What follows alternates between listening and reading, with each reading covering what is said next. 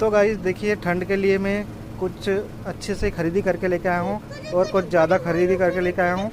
देखो गाइस, सब अनबॉक्सिंग करके मैंने जमा लिया है और आपको मैं दिखा रहा हूँ कल की खरीदी। और ये देखो,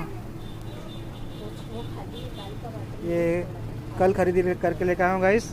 और कैसी रही खरीदी ये भी बताना, और लाइक और सब्सक्राइब भी करना। ये कमरबंद है और हार के सेट है कुछ, अभी नवरात्रि में चलेंगे गाइस।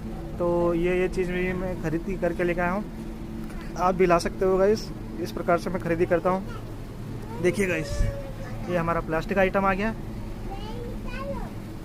मैंने सारी चीज़ आपको मैं दिखा रहा हूँ। मैं बाइक से गया था और ये खरीदी करके लेके आया, क्योंकि बाइक पे इतना ही सामान आता गाइस।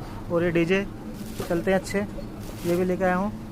तो गाइस, लाइक सब्सक्राइब हमारी यूट्यूब फैमिली को बढ़ाने के लिए। ठीक है गाइस, मिलते हैं